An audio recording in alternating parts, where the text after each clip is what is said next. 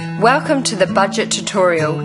In this tutorial we're going to go into great depths to explain the ins and outs on how to use this model most effectively. We will start by showing you how this model lets you organise the pre-wedding budget, the actual wedding itself, and all the way through to the post-wedding or honeymoon. You can access the module from one of the spinning modules as we have shown you previously, or from clicking the piggy bank icon on the top of the screen. So let's start at step 1. This light bulb icon is the tips and hints module. Once you click on this icon, you will see a running list of hundreds of various tips and hints that will help you budget your big day. Currently there are over 100 tips that have been created from user feedback and industry publications. As you will see from the list, the tips are very dynamic and change every fortnight. They are a very solid, grounded source for ideas and tips that you might not have even thought about during the hustle and bustle of organising. To activate the budget module, you start by entering your budget in this budget amount toolbox. You can edit this amount at any time, but this is the starting point, as this figure will be used heavily in the budget module, as we will show you now. Therefore, if we enter a figure of $15,000, the program now knows that your budget for the wedding is $15,000. As you will see here, the module is broken down into 8 separate categories, like bride, groom, reception, etc. If we click on bride, you simply click the green add icon to enter another amount or item inside the bride subcategories. As soon as you click on this icon, this new window opens up and the first drop down is one of the subcategories. These subcategories are only specific to the main category. For instance, here you will see items like dress, bridesmaid, costs, and under the groom icon you would only see subcategories like attire, rings, groomsmen, costs, etc. After you select the appropriate subcategory, you simply add the costs, the description of the item, and even if it has been paid for or if the payment is still due.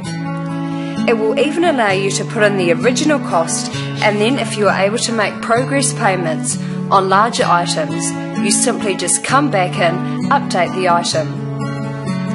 We will now click the groom icon and you can see again the exact same format.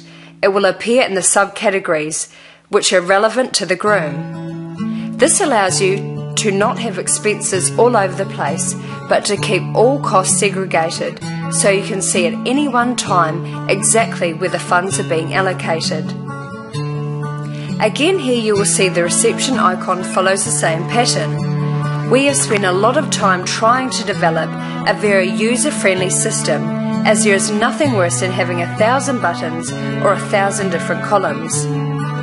Alternatively, if you were to come through the last icon labelled, all items will automatically display all the items you have entered on the running sheet for a quick visual to see where you are at and if there is anything you have missed.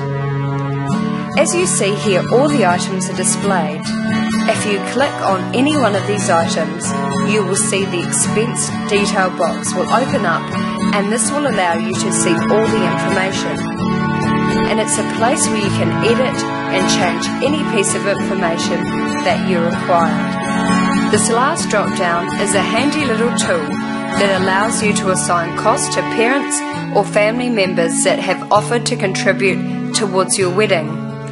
So here you are telling the program who is paying for the $550 car hire. Is it you and your partner, or is it one of your parents or family members? This is helpful again to keep track of contributions. For instance, the groom parents have decided to contribute $3,000 to your wedding, the system will notify you once this $3,000 figure is reached. As you will see from the balance sheet icon, it keeps a running total of what third parties so far have contributed to your wedding. These throttle or pauses speak to each one of these sections. For instance, if you are in the bride category, you can see exactly the sum figure or the total. For instance, you were to click through to the next category, the throttle is at $0, telling you that $0 has been assigned to this category as of yet. However, if we click back to the bride's module, we can see that of the $15,000, $1,500 has been allocated to the bride section. So visually again, you can quickly see what has been spent in each section or each category. However, when you click on the balance sheet, it will record or show you what a grand total of expenses across the board. As you can see from the throttle, as you start to get closer and closer to your budget or set amount, the throttle will start to change colour again, indicating to you that you are almost at your limit. The report icon here again is another handy tool that will display estimated total, actual amount, amount paid, amount due, and the final budget remaining. Therefore, the system can quickly show you that you have a set budget of $15,000 and you have $5,500 remaining. So that is the basic buttons and steps to use the budget module. But if you have probably noticed, it is designed in such a manner that it is quite self-explanatory. In essence, it's designed to be quite dynamic, and that as you enter data or text, it is automatically saved, which reduces the chance of losing information.